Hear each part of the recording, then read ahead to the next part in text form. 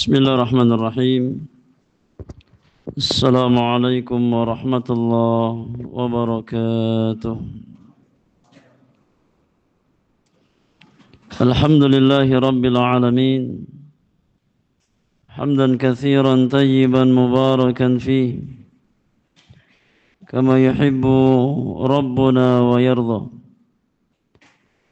Asyhadu an la ilaha illallah وحده لا شريك له وأشهد أن محمدا عبده ورسوله لا نبي بعده اللهم صل وسلم وبارك على عبدك ونبيك محمد وعلى آله وأصحابه ومن تبعهم بإحسان إلى يوم الدين وسلم تسليما كثيرا أما بعد معاشر المسلمين والمسلمات إخواني وأخواتي في الله أعزكم الله. Kita melanjutkan kajian rutin kita di dalam membahas kitab Al-Fiqhul Muyassar fi Dhaw'il Kitabi was Sunnah li nukhbatin minal ulama. Di kesempatan malam hari ini, di malam yang ke-21 dari bulan Sya'ban di tahun 1446 Hijriah, kita masuk pembahasan bab yang kelima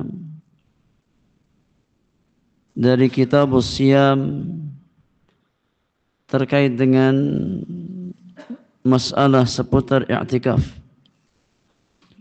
Dan bab yang kelima ini sekaligus sebagai bab yang terakhir yang penulis bawakan di dalam kitab Siyam.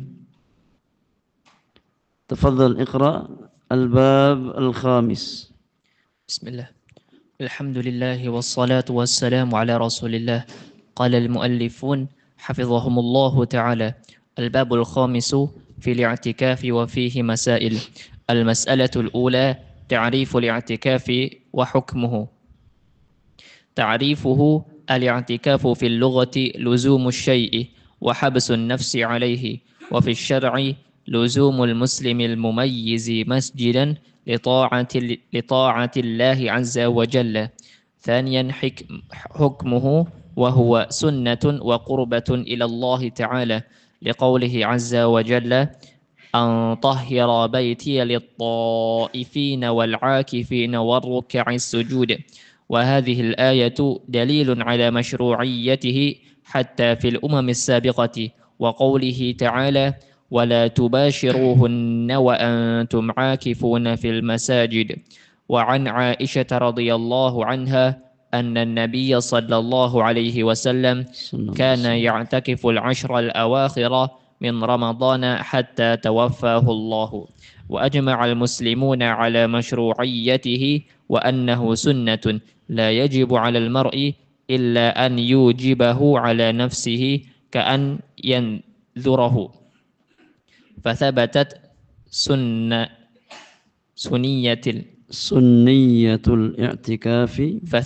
سنية الاعتكاف ومشروعيته بالكتاب والسنة والإجماع.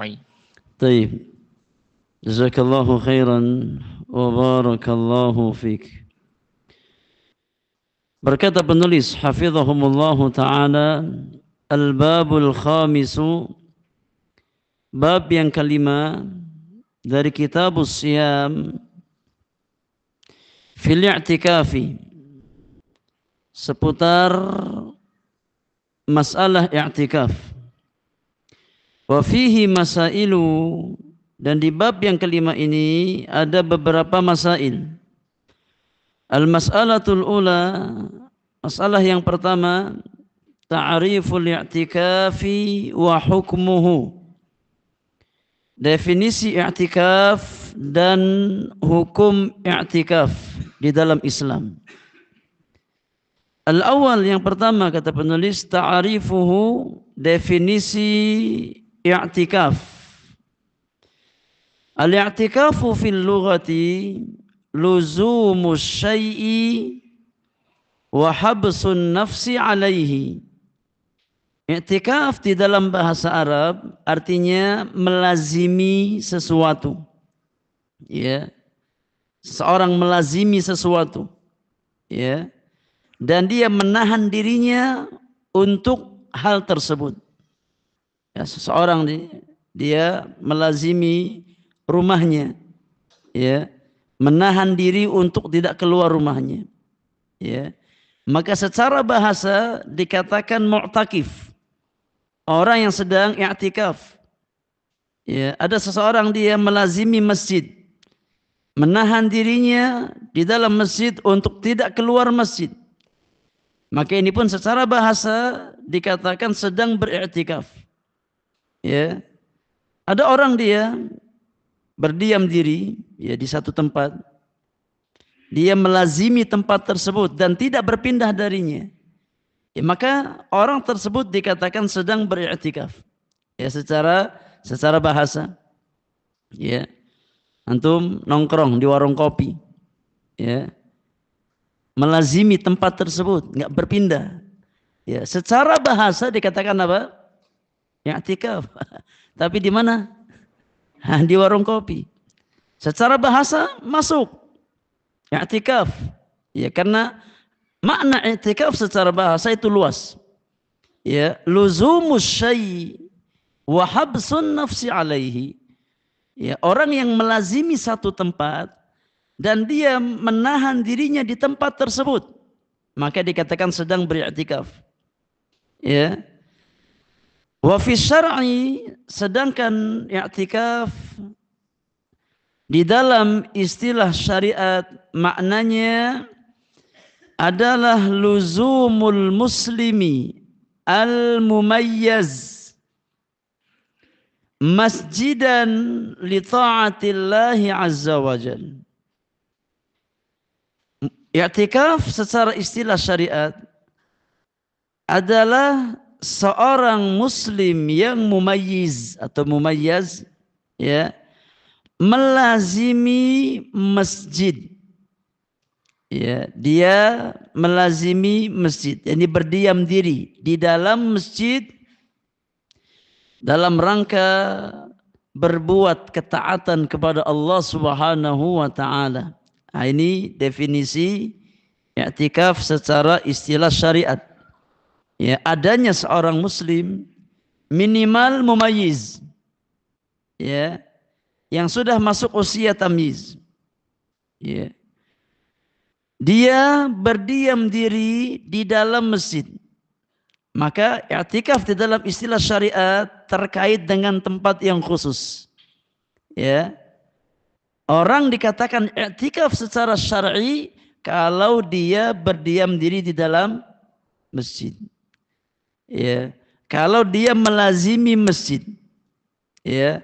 Maka kalau seandainya dia melazimi tempat selain masjid, ada orang ya dia berdiam diri di bawah pohon. Ya. Dia melazimi tempat tersebut, enggak berpindah darinya. Ya, secara istilah syariat dikatakan i'tikaf apa tidak? Tidak. Meskipun secara bahasa masuk dikatakan i'tikaf, tapi secara istilah syariat tidak. Kenapa? Karena syariat mengkhususkan mu'takaf, ini tempat i'tikaf, sehingga seseorang dikatakan i'tikaf secara syar'i, ya, tempatnya khusus, harus ya berupa masjid. Ya. Kemudian dia berdiam diri di dalam masjid dengan niat yang khusus, yaitu dalam rangka berbuat ketaatan kepada Allah Subhanahu wa taala, menahan dirinya untuk ibadah kepada Allah Subhanahu wa taala, ya.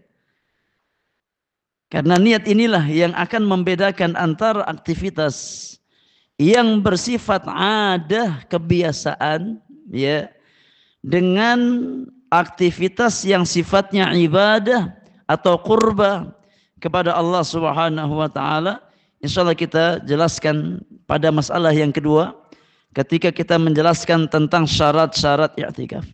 Ya, jadi itu definisi i'tikaf. Ya, seorang muslim minimal usianya apa? Mumayyiz. Ya, usia tamyiz. Dia berdiam diri di dalam masjid, ya, melazimi masjid, berdiam diri di dalam masjid dalam rangka berbuat ketaatan kepada Allah Subhanahu wa taala. Ya, salat, zikir, tilawatul Quran atau hal-hal yang lain yang disyariatkan oleh Allah Subhanahu wa taala. Tapi poin yang kedua, hukum i'tikaf.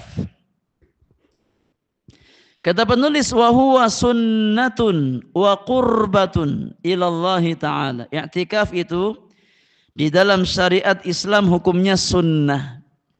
Ya. Perkara yang sifatnya dianjurkan. Hukum asalnya sunnah, bukan satu kewajiban. Ya. Wa qurbatun ilallahi ta'ala, dan termasuk bentuk qurba. Qurba artinya ubudiyah. Ya, peribadatan kepada Allah Subhanahu wa taala yang bisa mendekatkan seorang hamba kepada Allah Subhanahu wa taala. Liqaulihi azza wa jal, berdasarkan firman Allah Subhanahu wa taala di surat Al-Baqarah ayat yang ke-125. Allah Subhanahu wa taala berfirman, "Wa idz ja'alna al-baita mathabatan lin-nasi wa amna wattakhidhu min maqami Ibrahim musalla wa ahidna ila Ibrahim wa Ismail an tahhira baitiya lit-ta'ifina wal 'akifina war ruk'is sujud." Kata Allah Subhanahu wa taala, dan ingatlah ketika kami menjadikan Ka'bah, al-Bait, yakni al-Ka'bah, al-Musyarrafah. Ingatlah ketika kami menjadikan ya Ka'bah tempat berkumpul, ya, dan tempat yang aman bagi manusia. Dan subhanallah, ya, Allah jadikan ya al-Ka'bah, al-Musyarrafah sebagai kiblatnya kaum muslimin. Ya, tempat berkumpulnya kaum muslimin dari berbagai penjuru dunia. Ya, ketika kita melaksanakan ibadah umrah atau ibadah haji, maka kita berkumpul di rumah Allah Subhanahu wa taala. Dan tidak ada tempat yang lebih ya mendatangkan rasa aman kepada orang-orang beriman kecuali Baitullah. Ya, kecuali rumah Allah Subhanahu wa taala. Maka Allah mengatakan bahwasanya Ka'bah Allah jadikan sebagai tempat berkumpul bagi orang-orang beriman dan tempat yang aman bagi manusia. Dan jadikanlah makam Ibrahim itu sebagai tempat salat. Maka disunahkan ya ketika seseorang selesai tawaf, ya baik tawaf terkait dengan ibadah haji ataupun tawaf terkait dengan ibadah umrah ataupun tawaf mutlak yang tidak terkait dengan haji dan umrah.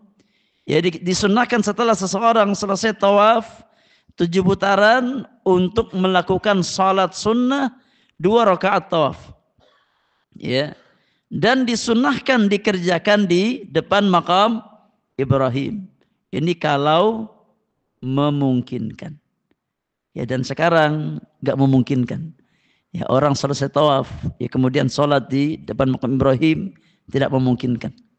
Ya.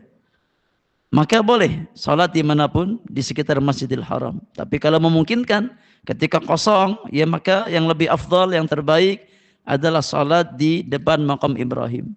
Tapi kalau kondisi padat, ya banyak jamaah tawaf, maka tidak memungkinkan. Antum kalau salat di situ, ya mungkin nggak bertahan lama, karena apa? Akan kelibas ya sama jamaah yang tawaf di sekitar Ka'bah. Maka cari tempat yang lain ya di sekitar Masjidil Haram, ya sudah mencukupi. Kemudian kata Allah Subhanahu wa taala, dan telah kami perintahkan kepada Ibrahim dan Ismail, bersihkanlah rumahku ya untuk orang-orang yang tawaf, orang-orang yang i'tikaf dan yang ruku' dan sujud. Asyahid adalah i'tikaf. Ketika Allah Subhanahu wa taala memerintahkan Nabiullah Ibrahim dan Ismail untuk membersihkan rumahnya, ya, agar dijadikan sebagai tempat, ya, orang-orang beriman, yakni tawaf, dijadikan sebagai tempat i'tikaf dan juga salat, rukuk dan sujud bagi orang-orang yang beriman. Ya. Kata penulis, wa hadhil ayatu dalilun ala masyru'iyatihi hatta fil umamis sabiqah. Ayat yang mulia di atas Al-Baqarah 125 adalah dalil yang menjelaskan bahwasannya syariat i'tikaf bukan hanya berlaku untuk umatnya Rasulullah, ya, tapi syariat i'tikaf sudah ada, sudah diberlakukan oleh Allah Subhanahu wa taala untuk umat-umat terdahulu, hatta umatnya Nabi Ibrahim, umatnya Nabi Ismail, ya, disyariatkan untuk melakukan i'tikaf, ya. Maka sunnah i'tikaf bukan hanya berlaku bagi kaum muslimin, bagi umat Rasulullah sallallahu alaihi wasallam, tapi sudah berlaku untuk umat-umat terdahulu. Sebagaimana syariat, ya, salat, syariat puasa bukan hanya untuk kaum muslimin, ya, sudah ada pada umat-umat terdahulu. Ya, syariat haji bukan hanya bagi kaum muslimin, sudah ada pada umat-umat terdahulu. Ya. Wa qaulihi ta'ala, dalil yang kedua di antara dalil yang menjelaskan disyariatkannya ibadah i'tikaf adalah firman Allah Subhanahu wa taala di dalam ayat-ayat siyam, di dalam ayat-ayat puasa. Allah Subhanahu wa taala berfirman di surat Al-Baqarah ayat 187. Kata Allah Subhanahu wa taala, wala tubashiruhunna wa antum aakifuna fil masajid. Dan janganlah kamu, ya, menggauli istri-istrimu ketika kamu sedang beriktikaf di dalam masjid. Ya, ketika kamu sedang berdiam diri beriktikaf di dalam masjid, maka orang-orang beriman dilarang untuk menggauli istrinya. Ya, maka di antara manhiyatul i'tikaf, di antara larangan-larangan bagi orang yang sedang beriktikaf adalah mencampuri istri. Ya, dan ini bisa membatalkan, ya, i'tikaf seorang muslim. Maka ini menunjukkan bahwasanya i'tikaf itu disyariatkan, ya, di dalam Islam. Dalil yang lain dari sunnah Nabi sallallahu alaihi wasallam di antaranya adalah hadis Ummul Mukminin Aisyah radhiyallahu taala anha.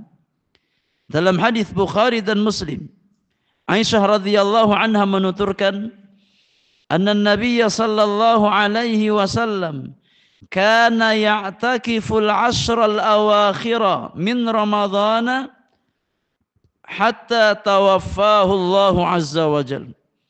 Kata Aisyah bahwasanya Nabi sallallahu alaihi wasallam dahulu semasa hidup beliau, Nabi sallallahu alaihi wasallam biasa beriktikaf di 10 hari terakhir bulan Ramadan.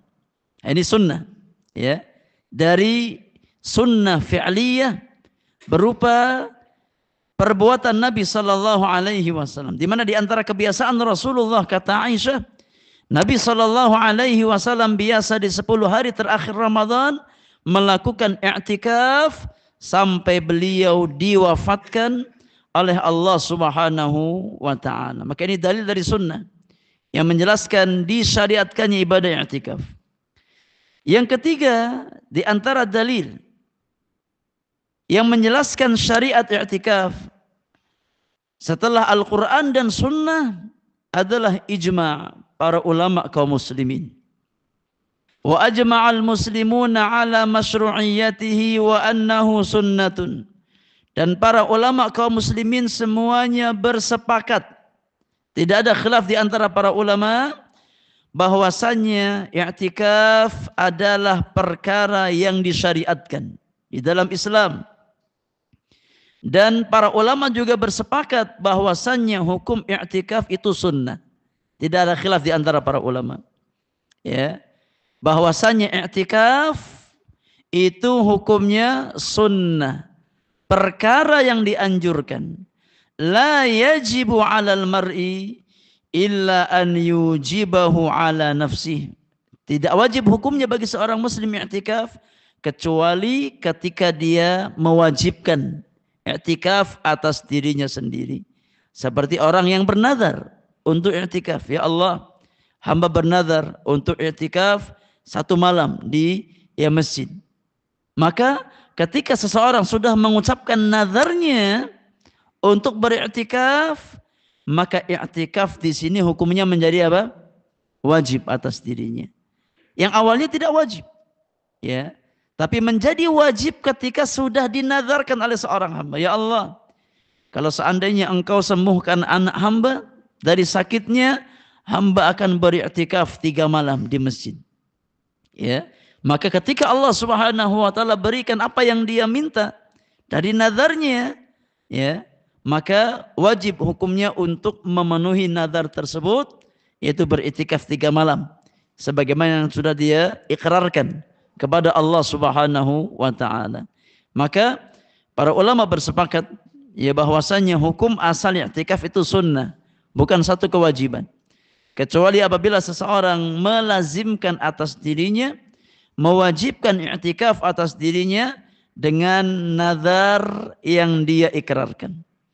Kata penulis, fathabatat sunniyatul i'tikaf wa masyru'iyyatuhu bil kitabi was sunnati wal ijma'. Maka dengan demikian sunnah i'tikaf dan syariat i'tikaf dibangun di atas dalil Al-Quranul Karim, kemudian sunnah Rasulullah sallallahu alaihi wasallam dan ijma' para ulama. Ya. Wallahu a'lam. Taib, iqra al-mas'alah al-thaniyah. Assalamualaikum ilaikum.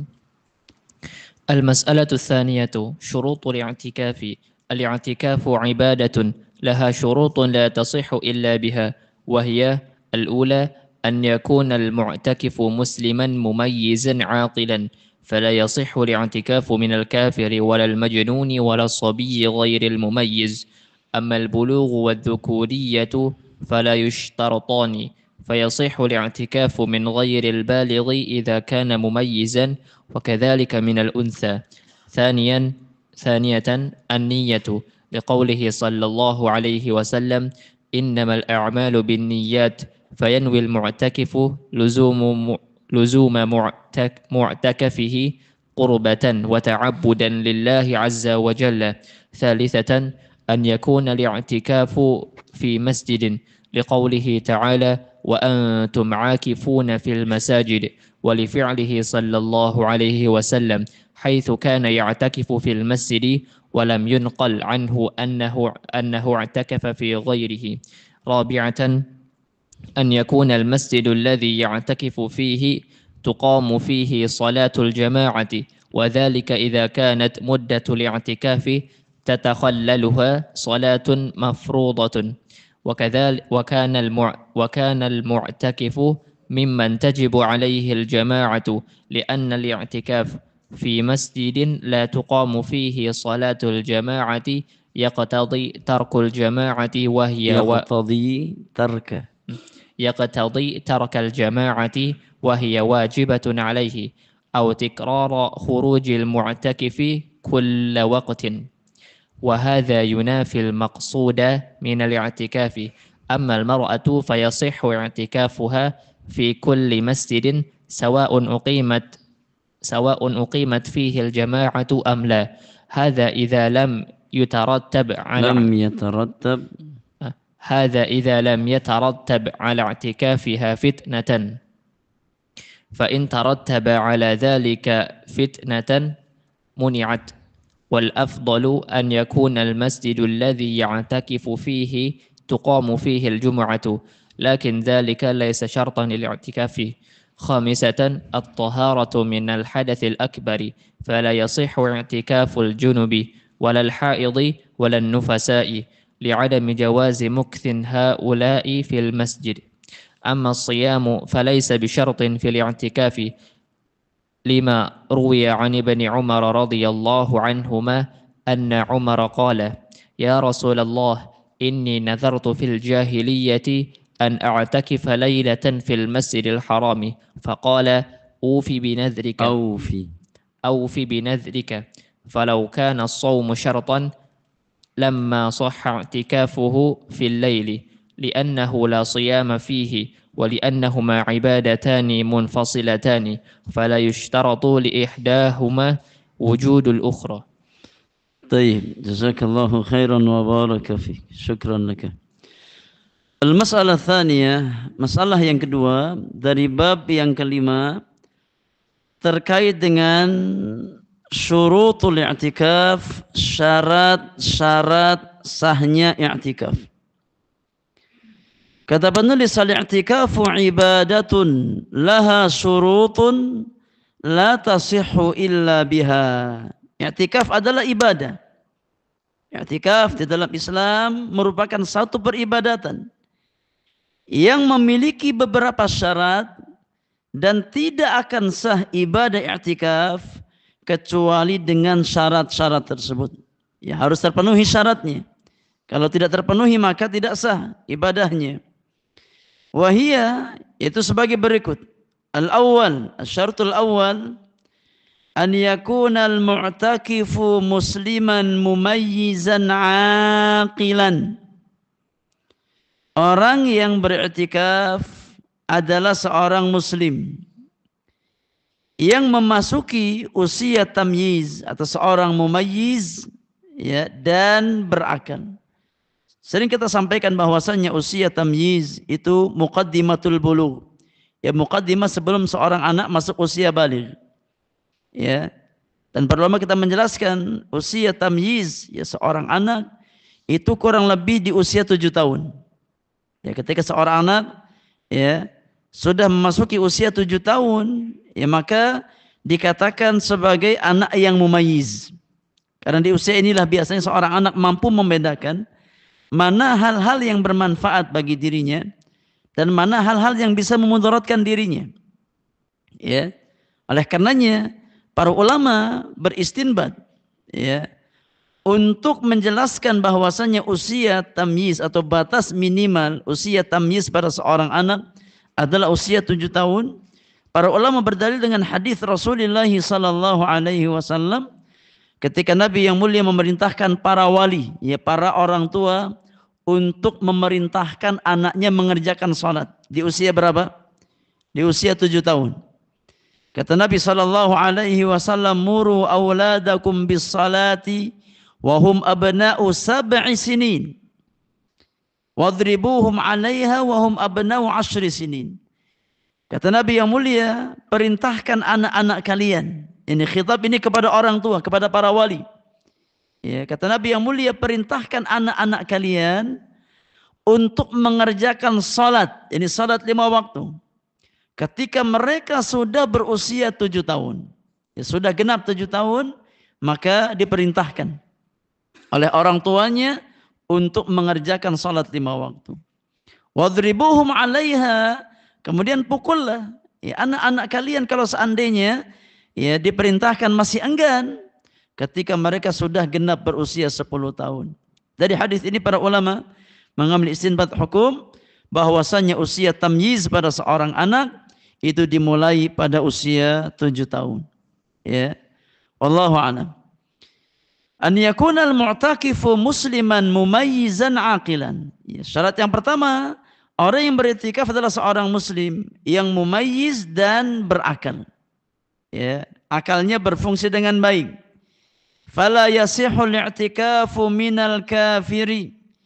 Maka tidak sah i'tikaf yang dikerjakan oleh orang yang kafir, yang tidak beriman kepada Allah dan Rasulnya sallallahu alaihi wasallam.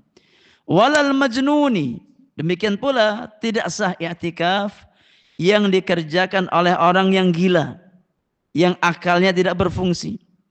Walas sabiyyi ghairil mumayyiz, demikian pula tidak sah secara syariat i'tikaf yang dilakukan oleh anak kecil yang belum masuk usia tamyiz. Ya belum mumayyiz. Ammal bulughu wadh-dhukuriyatu fala yushtaratani. Kata penulis, adapun usia baligh kemudian ya harus laki-laki, maka ini bukan syarat. Ya.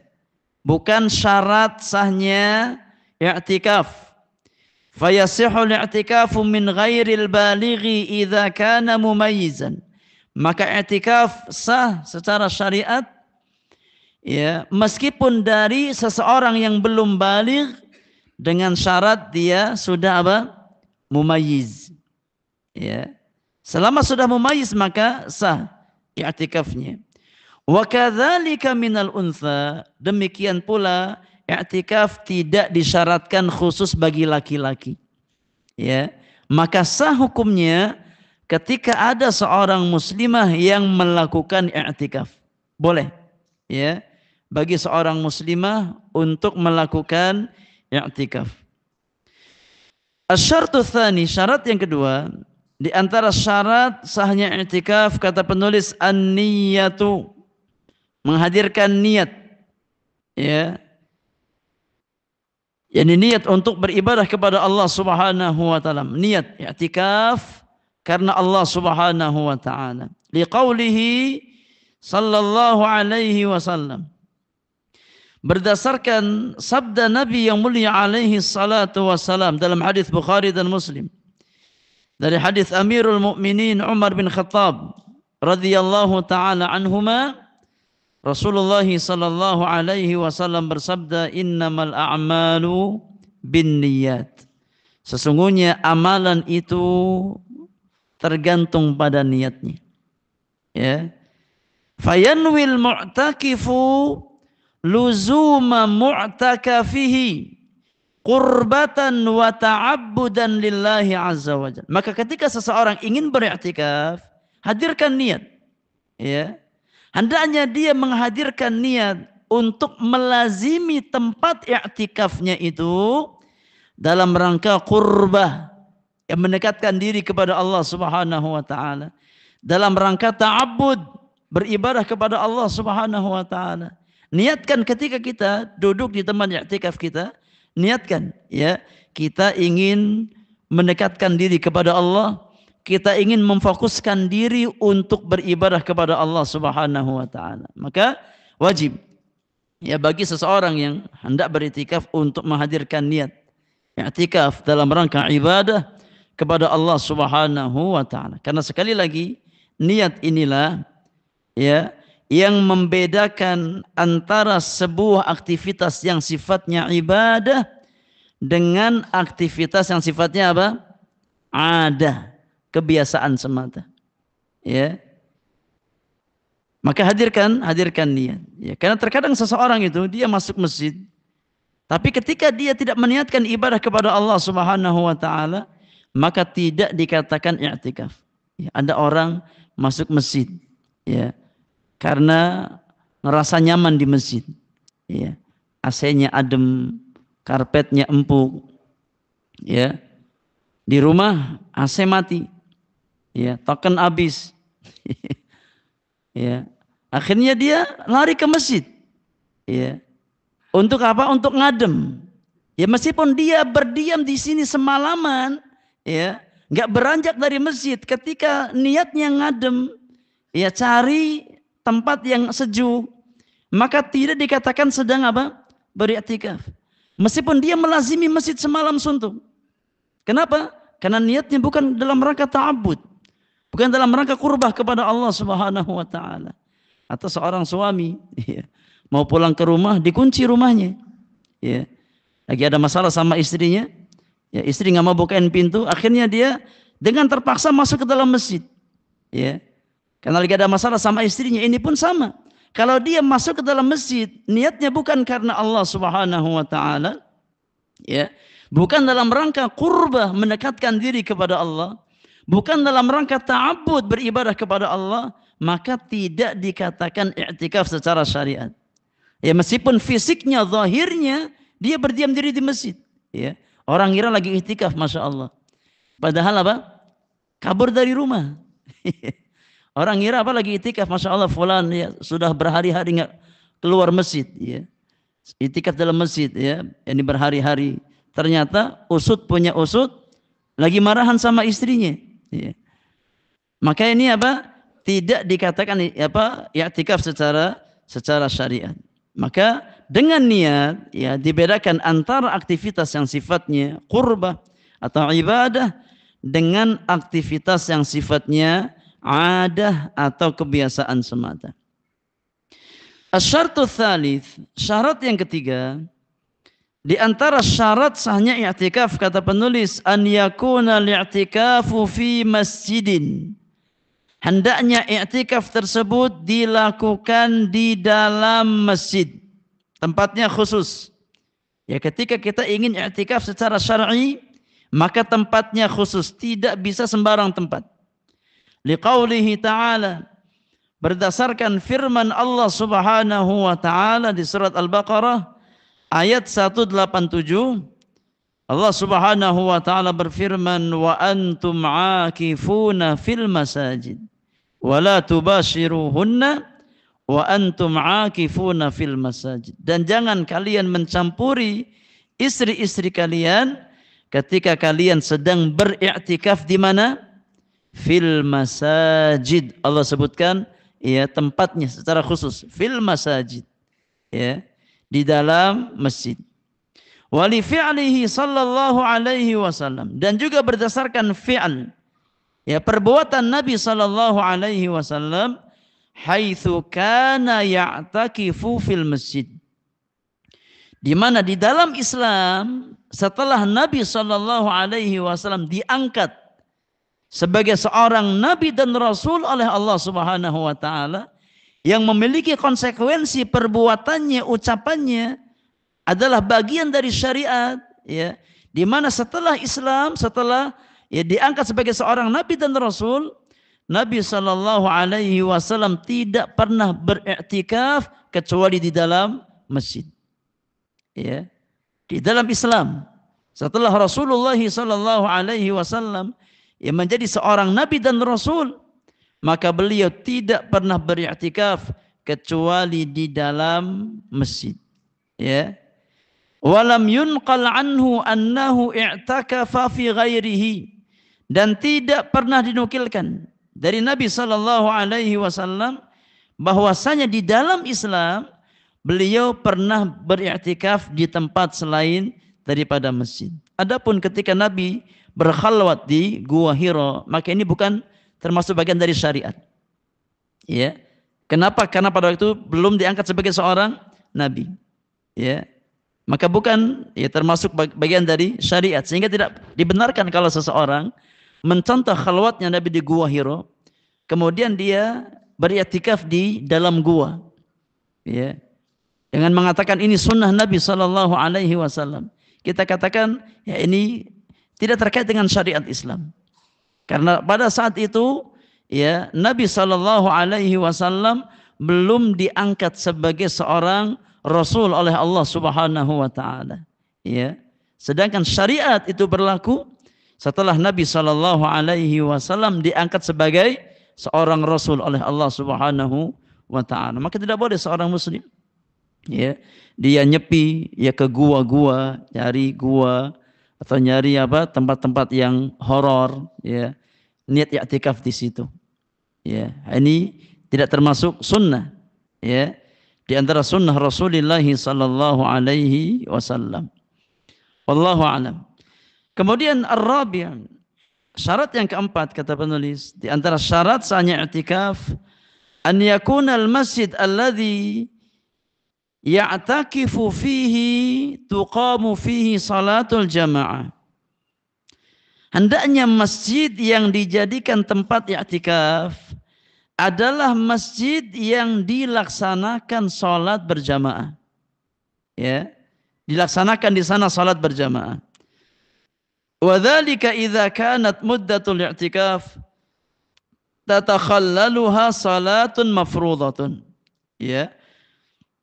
Kalau seandainya i'tikaf seseorang yakni melalui waktu-waktu salat 5 waktu. Ya. Wa kana al-mu'takifu mimman tajibu alaihi al-jama'ah. Dan orang yang beriktikaf termasuk ke dalam orang yang wajib mengerjakan salat berjamaah seperti kaum laki-laki. Ya. Maka hendaknya dia ketika iktikaf cari masjid yang dikerjakan di sana salat berjamaah. Lianna al-i'tikafa fi masjidin la tuqamu fihi salatul jamaah yaqtadhi tarkal jama'ati wa hiya wajibatun alaihi. Karena beriktikaf di dalam masjid yang tidak ditegakkan di sana salat berjamaah mengandung konsekuensi seseorang akan meninggalkan tempat atau meninggalkan salat berjamaah. Ya. Ketika seseorang beriktikaf di masjid yang tidak ada jamaah yang lain, ya. Masjid yang di sana tidak ada jamaahnya. Ya, seperti mungkin masjid yang apa? Ya, sifatnya di tengah jalan. Ya, enggak ada orang di situ. Kalau di Saudi banyak, ya. Kalau di kita hampir tidak ada masjid yang tidak ada salat jamaah di sana. Ya. Ada salat berjamaah kecuali masjid-masjid di persinggahan. Ya, seperti masjid apa? Masjid tempat peristirahatan, SPBU. Biasanya itu enggak ada. Ya, kecuali kalau ada apa? Jamaah yang datang situ secara bersamaan, tapi dikhususkan untuk berjamaah maka tidak ada. Ya, seperti masjid SPBU, ya, atau mungkin masjid apa di pasar, ya, yang tidak ada imam rawatib di sana, ya. Wallahu a'lam. Kata penulis, ketika seseorang i'tikaf di masjid yang tidak ditegakkan salat berjamaah, maka konsekuensinya dia akan meninggalkan salat berjamaah yang diwajibkan atas dirinya, atau konsekuensi yang lain, au takraru khurujil mu'takif kulla waqtin, ya, atau yang kedua, mau tidak mau dia harus sering keluar untuk mengerjakan salat berjamaah, ya. Wa hadza yunafi al-maqsuda min al-i'tikaf, dan hal ini menafikan tujuan dari i'tikaf itu sendiri. Yang namanya i'tikaf orang itu apa? Berdiam diri. Kalau i'tikaf tiap saat keluar, ya memang bukan i'tikaf namanya. Ya. Yang namanya i'tikaf seseorang dia melazimi tempat tersebut dan berdiam diri.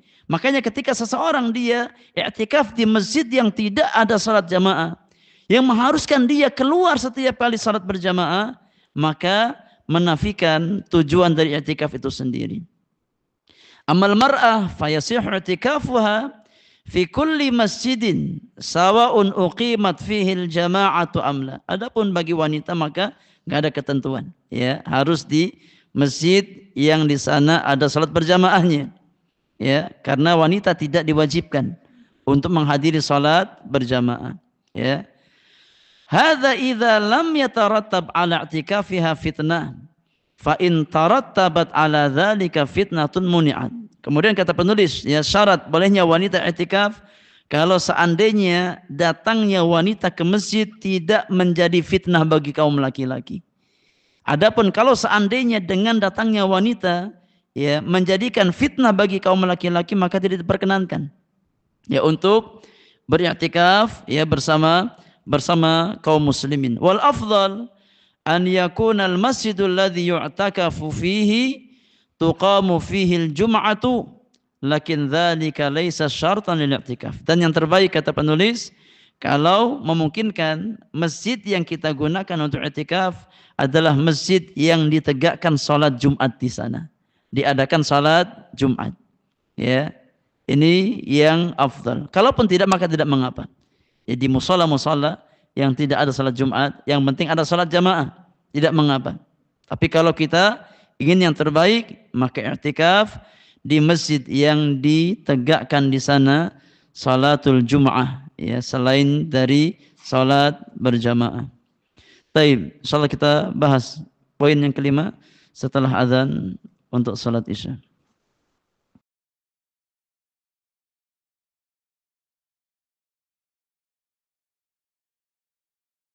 Alhamdulillahirabbil alamin.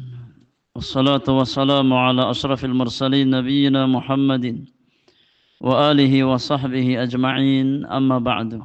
Para jamaah yang Allah muliakan, kita bahas satu poin lagi. Poin terakhir dari masalah yang kedua terkait dengan syarat sahnya i'tikaf. Yang kelima, at-taharatu minal hadatsil akbar. Suci dari hadas besar.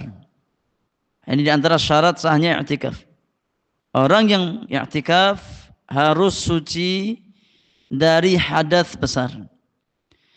Fala yasihhu i'tikaful junub walal haidu walan nufasa'u li'adami jawazi mukthi haula'i fil masjid. Maka tidak sah i'tikafnya orang yang junub, demikian pula wanita yang haid atau wanita-wanita yang nifas.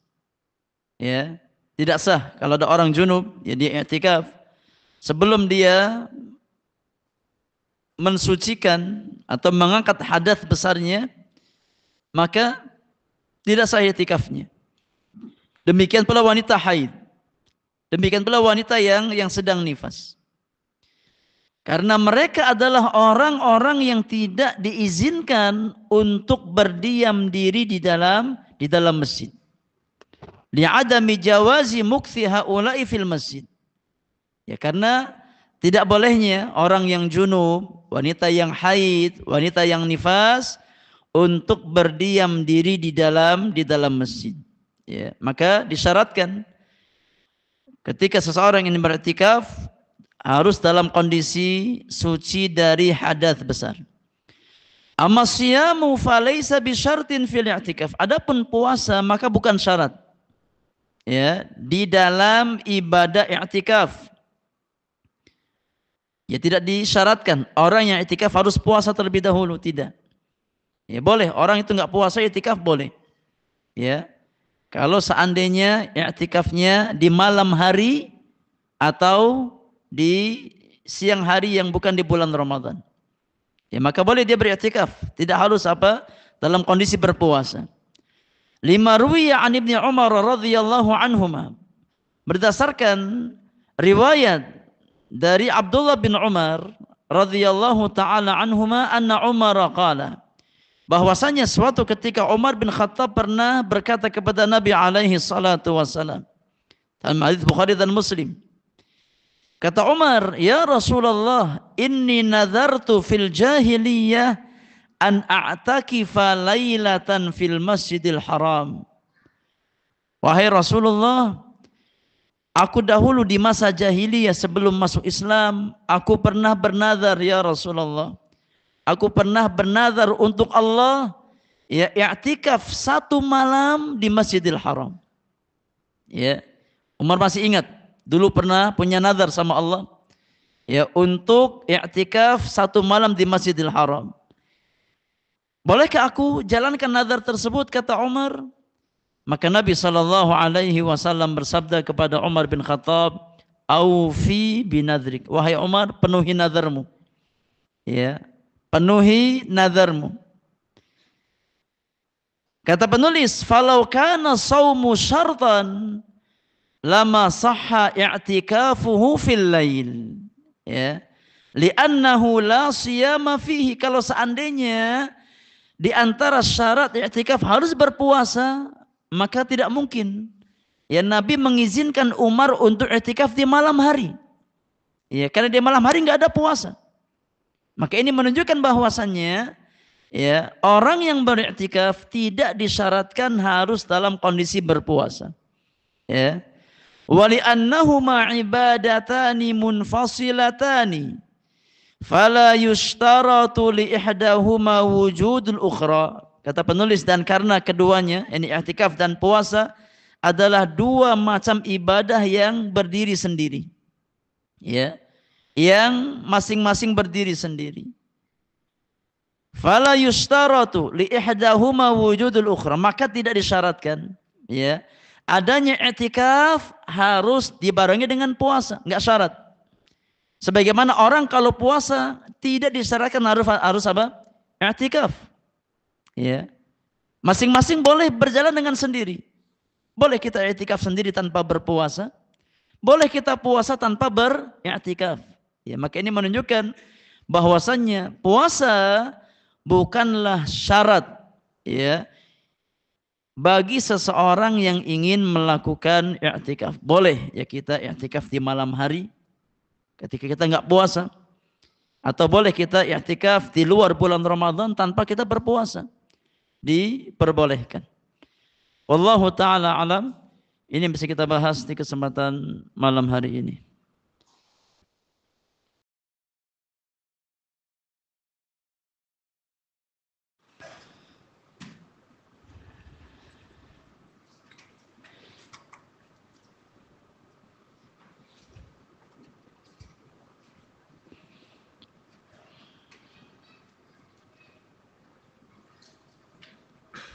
Ada pertanyaan jemaah terkait apa yang kita bahas malam hari ini?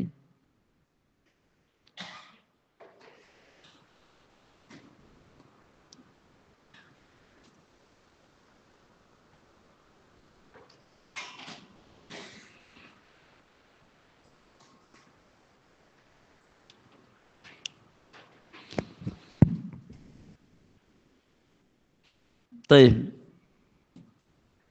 Ada pertanyaan ya terkait dengan hukum kotoran cicak. Assalamualaikum warahmatullahi wabarakatuh. Bagaimana hukum kotoran cicak dan bagaimana cara mensucikan jika itu najis? Sebagian yang mengatakan najis, sebagian mengatakan ya tidak najis. Ya min umumil balwa, karena sulitnya ya menghindar dari kotoran cicak. Ya, tapi sebisa mungkin kalau kita bisa membersihkan maka kita bersihkan dari kotoran ya cicak tersebut. Bagaimana cara membersihkannya? Dibersihkan. Ya kalau basah ya pakai air. Ya kalau basah apa pakai air. Ya agar hilang. Karena mau tidak mau akan menimbulkan aroma. Ya akan menimbulkan apa? Aroma yang kurang sedap. Sebagian ulama mengatakan kotoran cicak ini dikecualikan. Ya. Ada keringanan. Ya karena umumul balwa, karena sulitnya menghindar dari yang namanya kotoran cicak. Ya. Tapi ala kulli hal kalau masih memungkinkan untuk dibersihkan maka dibersihkan. Ya, itu yang terbaik. Apalagi kalau sampai yang meninggalkan aroma yang tidak sedap maka dibersihkan. Ya. Bagaimana caranya? Pakai air. Ya, imma pakai kain, imma pakai tisu, antum basahi, kemudian apa dibersihkan. Ya, kalau ada atharnya, ada bekasnya maka dibersihkan. Ya, sampai hilang atharnya, sampai hilang aromanya. Ya. Wallahu taala alam. Wa sallallahu ala nabiyyina Muhammadin wa alihi wa sahbihi ajma'in. Wa akhiru da'wana anil hamdulillahi rabbil alamin. Subhanakallahumma wa bihamdika asyhadu an la ilaha illa anta astaghfiruka wa atubu ilaik. Assalamualaikum warahmatullahi wabarakatuh.